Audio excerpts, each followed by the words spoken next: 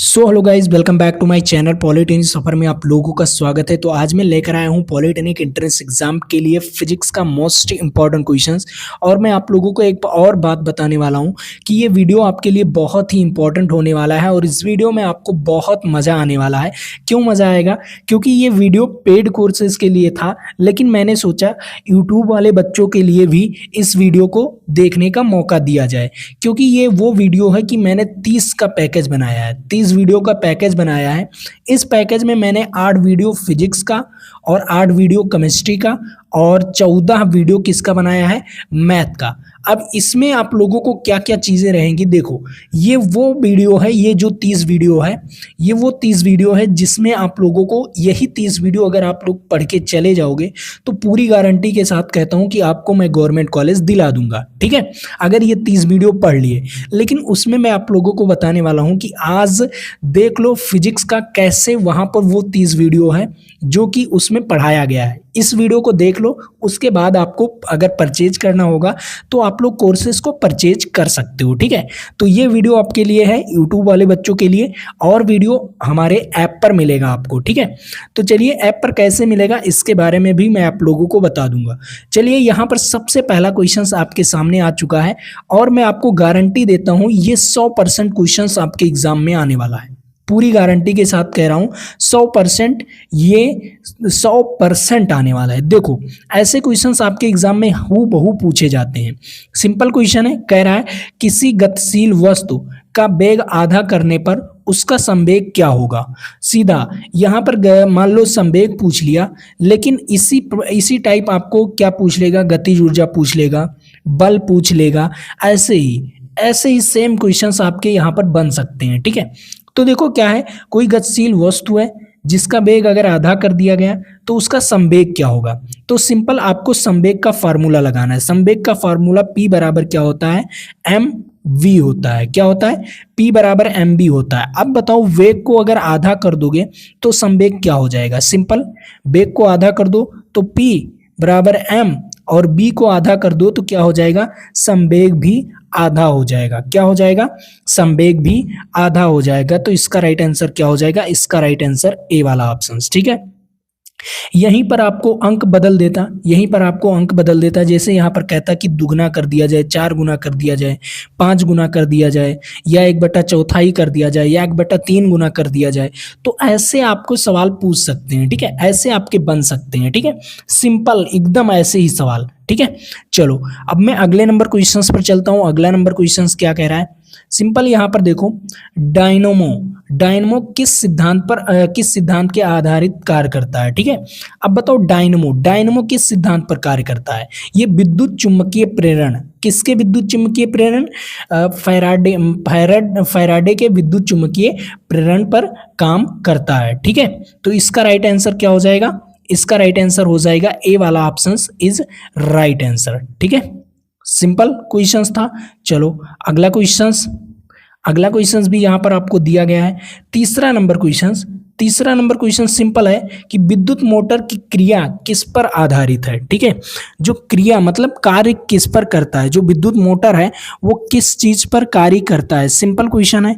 तो देखो ये किस चीज पर कार्य करता है। सबसे पहले विद्युत मोटर तो आपने देखा होगा, जब छोटा वाला मोटर 25 रुपए या 30 रुपए का छोटा वाला मोटर मिलता नहीं, छोटा पंखा लगा लेते हो तो वो ऐसे बना रहता है। क्या होता है, ये मान लो ऐसे मोटर है।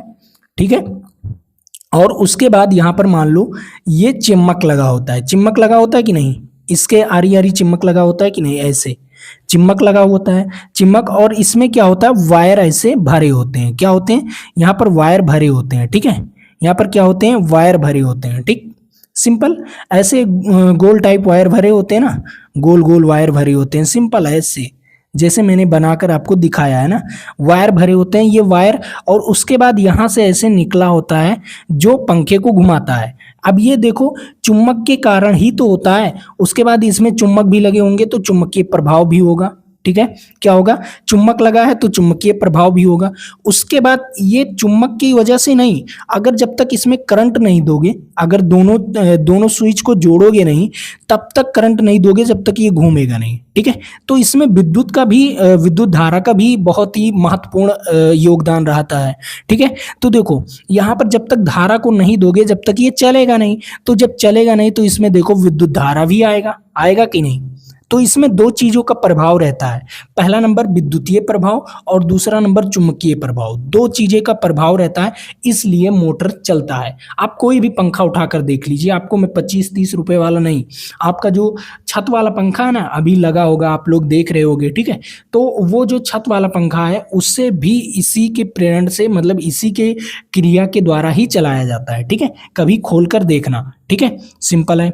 और ऐसा मत खोल देना कि खराब ही हो जाए, ठीक है, क्योंकि आप इंजीनियर बनने जा रहे हो, ये नहीं कि अपने घर का सारा सामान बर्बाद करो। तो इसका राइट आंसर क्या हो जाएगा, इसका राइट आंसर ए वाला ऑप्शन हो जाएगा, ठीक है। चलो अगला क्वेश्चंस, अगला क्वेश्चंस भी आप लोगों के लिए इंपॉर्टेंट है। यहाँ पर सबसे ज्यादा क्वेश्चंस पूछा जाने वाला हर साल ये 2019 से, ठीक है, 2019 से लेकर 2025 तक ये क्वेश्चंस पूछा गया है, एकदम लगातार किसी ना किसी सेट में ये क्वेश्चंस आया ही है। तो इस क्वेश्चंस को आप लोग इग्नोर नहीं कर सकते। अब इसको देखो, ये क्वेश्चंस क्या कह रहा है, विशिष्ट ऊष्मा का एसआई मात्रक क्या होता है। सबसे पहले विशिष्ट ऊष्मा का एसआई मात्रक, मैं आपको मात्रक याद करने के लिए कभी कहता नहीं हूं। अब बताओ सर, जब आप मात्रक याद करने के लिए नहीं कहते और सवाल आ गया तो कैसे निकालेंगे। मैं कहता हूं कि आप सूत्र याद कर लो। तो देखो विशिष्ट ऊष्मा, तो ऊष्मा बराबर क्या होता है, ऊष्मा बराबर होता है एम सी और डेल्टा टी। क्या होता है, एम सी डेल्टा टी होता है। क्या होता है, एम सी डेल्टा टी, ये आपका होता है सूत्र। अब विशिष्ट ऊष्मा इसमें क्या है, सबसे पहले ये ऊष्मा है, ठीक है, ये क्या है, ये ऊष्मा है, ठीक, और ये क्या है, द्रव्यमान है, जानते हो कि द्रव्यमान है, ठीक है, ये हो गया द्रव्यमान हो गया, ठीक है, और ये क्या हो गया, ताप हो गया, ठीक है, क्या हो गया, ताप।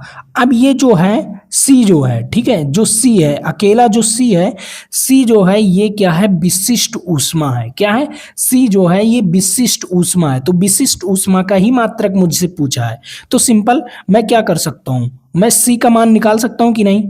यहां से देखो मैं सी का मान निकाल सकता हूं कि नहीं, हाँ निकाल सकते हैं सर। तो देखो यहाँ पर Q और अपान में क्या हो जाएगा, M और डेल्टा टी, क्या हो जाएगा, अपान में M एंड डेल्टा टी। अब बराबर क्या हो जाएगा, C। अब देखो यहाँ पर Q, ऊष्मा का मात्रक क्या होता है, ऊष्मा का मात्रक आप लोग बताइए, ऊष्मा का मात्रक क्या होता है, जूल होता है। उसके बाद द्रव्यमान, यहाँ पर द्रव्यमान का मात्रक क्या होता है, केजी होता है। और ताप का मात्रक तो आप जानते हो कि केल्विन होता है, और बराबर सी। क्या हो जाएगा इसका मात्रक, जूल प्रति केजी केल्विन। क्या होगा, जूल प्रति केजी केल्विन। मैंने आपको याद करने के लिए कहा नहीं सर, आपको मैंने मात्रक याद करने के लिए बोला नहीं सर। तो सिंपल है, जब मैंने आपको मात्रक याद करने के लिए बोला ही नहीं तो आपको याद करने की जरूरत नहीं है, बस आपको सूत्र याद होना चाहिए, जो कि मैं ऑलरेडी पढ़ा दिया हूं चैप्टर वाइज। जब मैं पढ़ा रहा था थ्योरी, अगर उस चैप्टर को आपने ऊष्मा वाला चैप्टर नहीं पढ़े हैं तो जाकर अभी पढ़ लीजिएगा, ठीक है, बिल्कुल फ्री दिया हूं वो। जब चैप्टर वाइज मैंने बिल्कुल फ्री दिया है यूट्यूब पर, यूट्यूब के प्लेलिस्ट में जाएंगे आपको आसानी से मिल जाएगा, ठीक है। लेकिन आपको ये वीडियो तो फ्री में मिल गया, लेकिन अगला जो 29 वीडियो रहेगा वो आपको फ्री में नहीं मिलने वाला, ठीक है। चलो अगला क्वेश्चंस, इस क्वेश्चंस को देखिए, 5 नंबर क्वेश्चंस भी बहुत ही मोस्ट इंपॉर्टेंट है, तो इस क्वेश्चंस को भी लगाते हैं। देखो सिंपल क्वेश्चंस क्या कहा है कि 1 केजी द्रव्यमान वाला वस्तु की गतिज ऊर्जा कितना है, 1 जूल है, तो उसका चाल क्या होगा। सिंपल, सबसे पहले मैं गतिज ऊर्जा वाला सूत्र, सबसे पहले गतिज ऊर्जा का सूत्र क्या होता है, गतिज ऊर्जा का सूत्र होता है K बराबर, क्या होता है, K बराबर हाफ mv²। क्या होता है, हाफ mv²। तो सिंपल है, यहाँ पर सिंपल है, देखो हाफ और यहाँ पर आपको गतिज ऊर्जा का मतलब गतिज ऊर्जा कितना है, 1 जूल दिया गया है तो 1 रख देंगे। और एम आपको क्या दिया गया है, 1 दिया गया है तो 1 कर देंगे। और वी आपको ऑलरेडी बी स्क्वायर आपको निकालना है, मतलब बी निकालना है। तो सिंपल बी का मान कैसे निकालोगे, 2 इस तरफ आ जाएगा, गुणा हो जाएगा, तब जो 2 गुणे बराबर क्या हो जाएगा, वी स्क्वायर। क्या हो जाएगा, 2 को 1 से गुणा करेंगे तो 2 आएगा, उसके बाद बराबर क्या हो जाएगा, बी स्क्वायर। तो बी इधर स्क्वायर है तो इस तरफ क्या आ जाएगा, इस तरफ आ जाएगा √2। क्या हो जाएगा, √2। और √2 का मान अगर आपको पता है तो ठीक है, अगर यहाँ पर पॉइंट में दिया होता तो कोई दिक्कत नहीं, यहाँ पर सीधा √√ में ही दे दिया है तो इसका राइट आंसर क्या हो जाएगा, √2 मीटर स्क्वायर। और सबसे इंपॉर्टेंट बात ये भी याद रखना, साइंस में आपको मात्रक भी याद रखना है। कभी कभी आपको सभी ऑप्शंस में √2 √2 √2 √2 ऐसे आपको दे देगा, ठीक है। एक में मीटर स्क्वायर प्रति सेकंड मतलब मीटर प्रति सेकंड दे देगा, एक में मीटर प्रति सेकंड स्क्वायर दे देगा, एक में मीटर स्क्वायर प्रति सेकंड दे देगा, एक में मीटर और सेकंड दे देगा। आपको बझाने के लिए ऐसा कर सकता है, लेकिन आपको बझना नहीं है, सिंपल आपको मात्रक याद रखना है, ठीक है। सिंपल, ये क्वेश्चन समझ में आया। चलो अगली क्वेश्चंस पर चलते हैं। अगला क्वेश्चंस भी आप लोगों के लिए इंपॉर्टेंट है। अब यहाँ पर देखो 6 नंबर क्वेश्चंस। अब ये क्वेश्चन जानते हो क्या होता है, ये क्वेश्चंस आपके बहुत बार पूछे गए हैं, 100% ये क्वेश्चंस आपके एग्जाम में आएगा। अब ऐसा भी आ सकता है, देखो सिंपल मैं आपको इसी क्वेश्चंस को 3 टाइप के बनाकर बताऊंगा, और कई टाइप के बन भी सकते हैं ये क्वेश्चंस, ठीक है। देखो सिंपल, पहला क्या कह रहा है, सिर पर 25 केजी कोई चीज उठाकर प्लेटफॉर्म पर चलने पर किया गया कार्य क्या होगा। मान लो कोई 25 केजी है, मान लो कोई 25 केजी बोरी है, ठीक है, उसमें आप गेहूं भरे हुए हो, ठीक है, गेहूं भरे हुए हो और सिर पर उठा लिए, और उसके बाद प्लेटफॉर्म पर चल रहे हो, ट्रेन आने वाली है, प्लेटफॉर्म पर चल रहे हो, चलने पर किया गया कार्य क्या होगा, वहां पर बताना है आपको कार्य क्या होगा।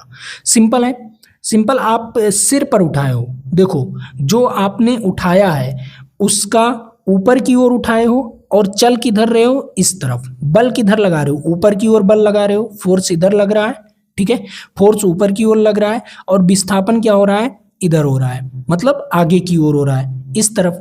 तो बताओ इन दोनों के बीच का कोण क्या बनेगा, सिंपल बताओ, इन दोनों के बीच का कोण क्या बनेगा, 90 अंश बनेगा, 90 अंश बनेगा। मैंने आपको एक सूत्र बताया था, मैंने आपको जब कार्य वाला लेसन पढ़ा रहा था तो मैंने आपको सूत्र बताया था, W बराबर FS cos थीटा। क्या बताया था, W बराबर FS cos थीटा।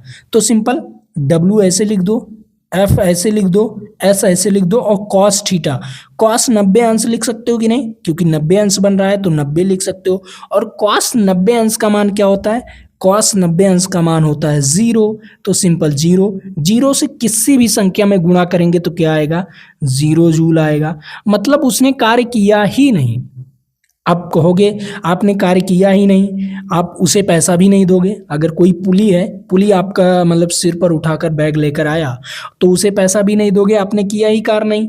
लेकिन ऐसा मत करना, ठीक है। यहाँ पर देखो W बराबर क्या हो गया, 0 जूल, मतलब क्या हो जाएगा, उसने कार्य किया ही नहीं, कुछ कार्य ही नहीं किया, ठीक है, मतलब साइंस के हिसाब से उसने कुछ कार्य नहीं किया। तो इसका राइट आंसर क्या हो जाएगा, इसका राइट आंसर ए वाला ऑप्शन हो जाएगा। सिंपल, आपको पूरा सूत्र याद रखना है, मैंने आपको कार्य वाला लेसन पढ़ाया है, आप लोग आपने अभी तक नहीं पढ़ा है ना तो जाकर पढ़ लीजिए। मैं कह रहा हूँ जितना भी चैप्टर वाइज वीडियोस पढ़ाया हूँ वो सारे वीडियोस पढ़ लीजिए, आपकी ज़िंदगी का सवाल है, ठीक है। कोई फ्री में नहीं देता यूट्यूब पर, पूरा वीडियो मैं फ्री में दिया हूँ, ठीक है, तो उसका फ़ायदा उठा लो, ठीक है। चलो अगला क्वेश्चंस, इस क्वेश्चंस पर चलिए। 7वां नंबर क्वेश्चंस भी वेरी वेरी मोस्ट इंपॉर्टेंट है। क्या कह रहा है, न्यूटन का तृतीय गति का नियम किस पर आधारित है। जो न्यूटन का तृतीय गति का नियम किस पर आधारित है, इसके बारे में बताना है। गति का नियम, देखो पहला नियम जड़त्व का, ठीक है, जो पहला नियम है, ठीक है, फर्स्ट नियम, ठीक है, फर्स्ट लॉ, यहाँ पर मैं आपको लिख दे रहा हूँ, फर्स्ट लॉ, ठीक है, फर्स्ट लॉ, पहला नियम किस पर, जड़त्व पर आधारित। और और तीसरा नियम, ठीक है, थर्ड लॉ, ठीक है, न्यूटन का थर्ड लॉ किस पर आधारित है? क्रिया प्रतिक्रिया के समान, ठीक है। और आपका होता है दूसरा नियम जो बल, ठीक है, बल का सूत्र प्रदान करता है। क्या करता है? जो सेकंड है, सेकंड लॉ है, वो बल का सूत्र प्रदान करता है। ये चीज ध्यान में रखिएगा, ठीक है।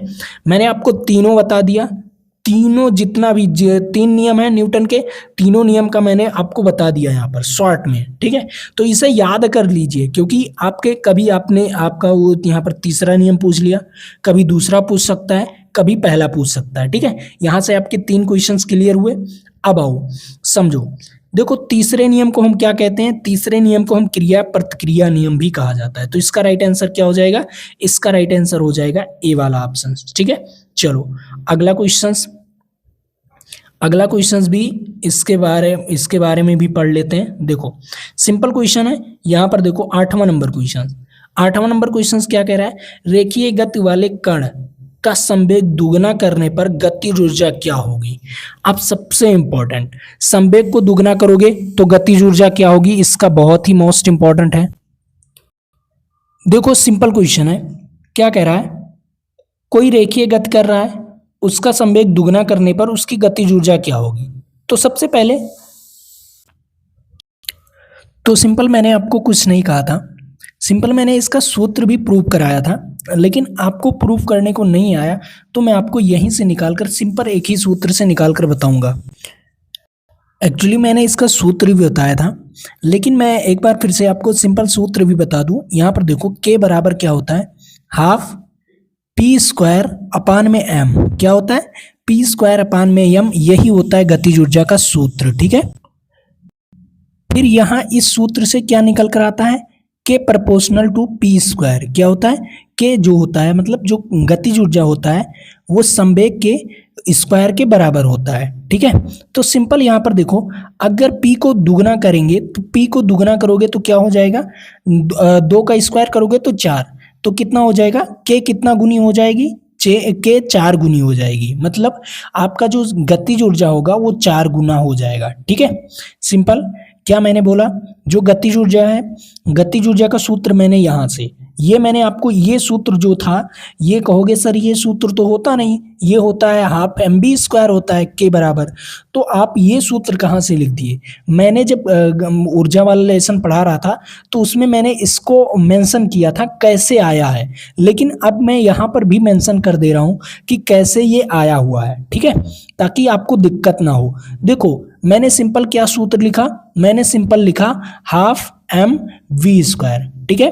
अब इसमें क्या होता है, आपको संवेग का सूत्र सिंपल पता होना चाहिए। संवेग का सूत्र क्या होता है? एम बी होता है। तो किसी प्रकार यहाँ पर तो डबल वी है, क्या है? डबल वी है। किसी प्रकार हम यहाँ पर एम को भी डबल कर दें, एम को क्या कर दें? डबल कर दें, तो हमारा अच्छा खासा काम हो जाएगा। तो यहाँ पर एम को डबल करने के लिए हमें क्या करना पड़ेगा? एम से गुणा और एम से भाग भी करना पड़ेगा। तो एम से गुणा और एम से भाग कर दिए। अब देखो यहाँ पर के बराबर क्या हो जाएगा? हाफ, और यहाँ पर एम और वी का होल स्क्वायर हो जाएगा और अपान में एम हो जाएगा। अब देखो एम बी के स्थान पर हम क्या लिख सकते हैं? एम बी के स्थान पर हम पी लिख सकते हैं, पी स्क्वायर हो जाएगा और अपान में एम हो जाएगा। ऐसे ही सिंपल सूत्र आया है। अब आपको मजा आ रहा है? ये सूत्र आया कहाँ से, ये पता चल गया कि नहीं? सिंपल ये सूत्र पता चल गया, आया कहाँ से, कैसे बना, मैंने आपको बनाकर भी बता दिया, ठीक है, ताकि आपको दिक्कत ना हो। तो यहाँ पर इसका राइट आंसर क्या हो जाएगा? इसका राइट आंसर हो जाएगा 4 गुनी, ठीक है। चलो अगला क्वेश्चंस, अगला क्वेश्चंस भी आप लोगों के लिए इंपॉर्टेंट है। यहाँ पर पलायन वेग, सबसे पहले पलायन वेग। अब बताओ, अगर पृथ्वी पर कोई वस्तु है, कितने वेग से फेंक दिया जाए कि वो पृथ्वी से फिर वापस ना आए? मतलब आप किसी बॉल को फेंकते हो, फिर आपके हाथों में आ जाता है कि नहीं? बताओ, ऊपर की ओर फेंके फिर वो नीचे आ जाता है, क्यों? अगर एक ऐसा भी वेग होता है, ठीक है, उस वेग से अगर किसी चीज को फेंक दोगे तो क्या होगा?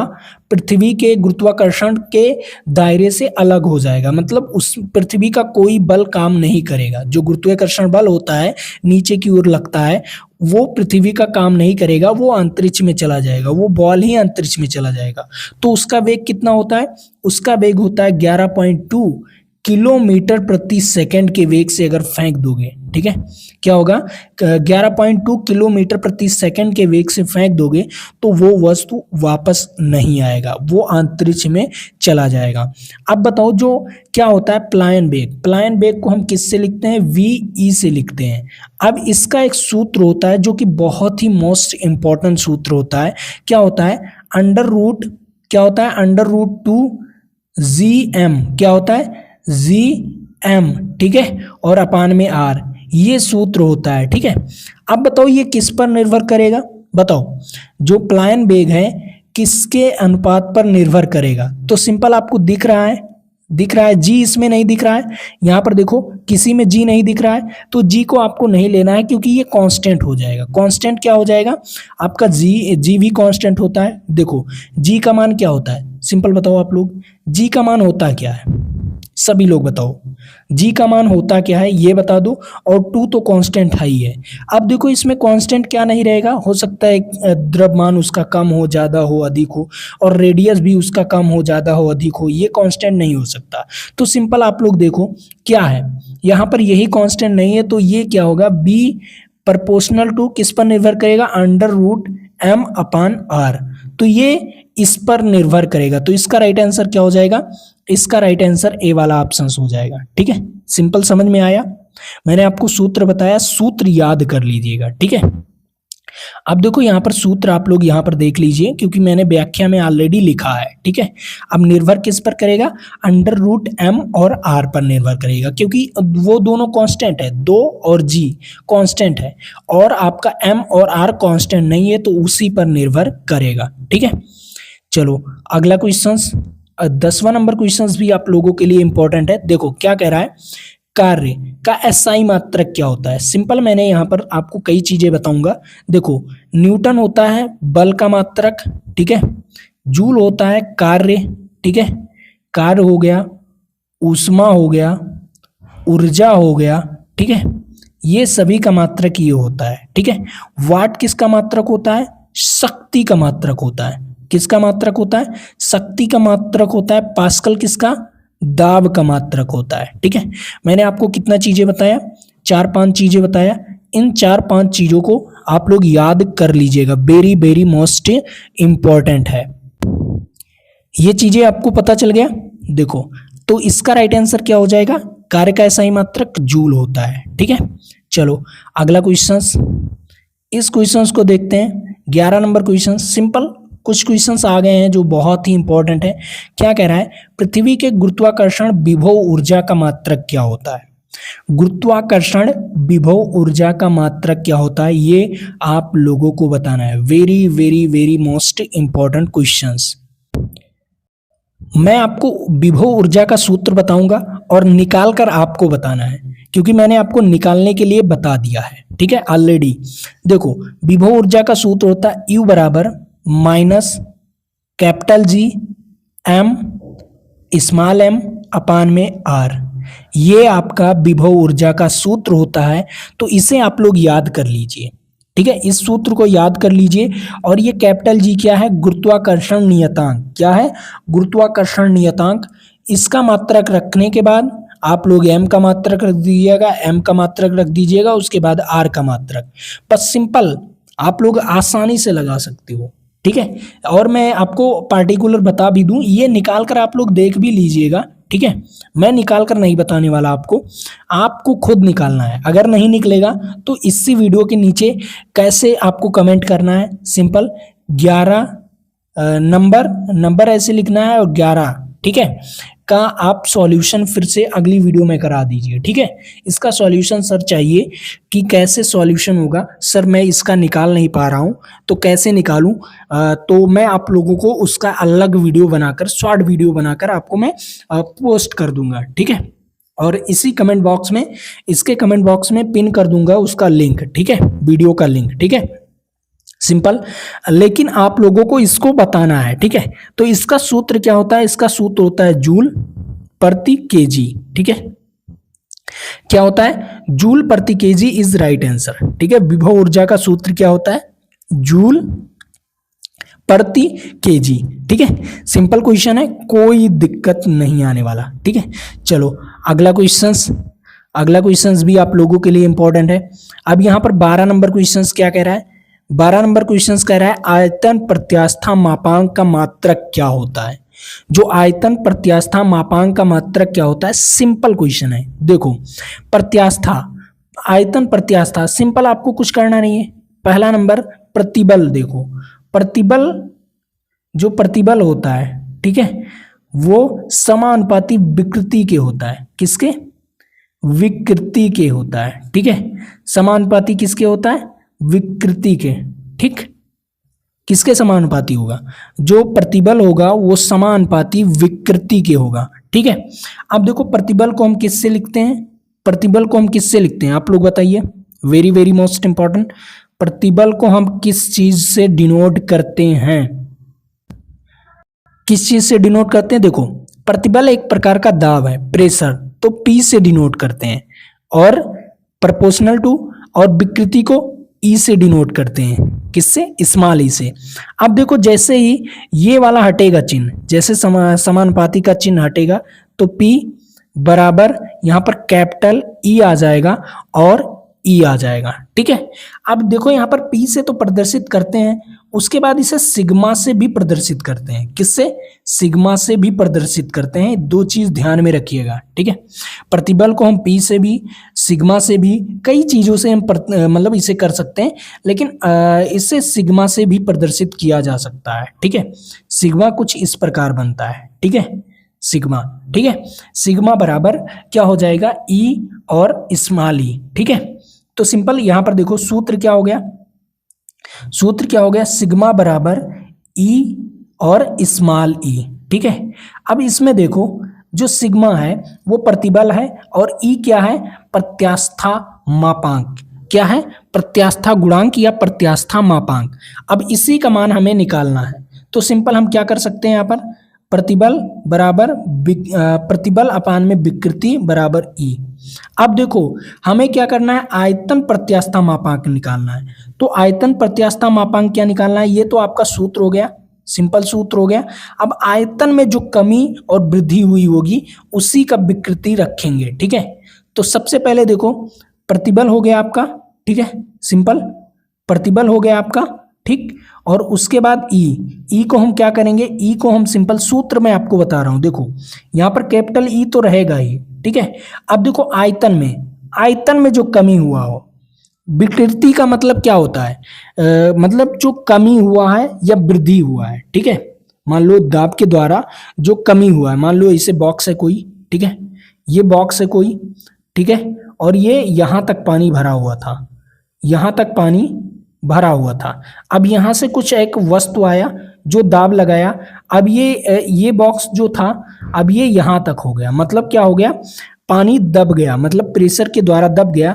पहले ये क्या था, पूरा बी था, अब ये क्या हुआ, बी, ये कितना हो गया, अब ये डेल्टा बी बचा, कितना बचा, डेल्टा बी, या बी में से डेल्टा बी माइनस कर दो, ठीक है, बी माइनस डेल्टा बी। अब ये कितना दब गया, कितना दबा, ये डेल्टा बी दब गया था, कितना दब गया था, डेल्टा बी, यही परिवर्तन हुआ, ठीक है।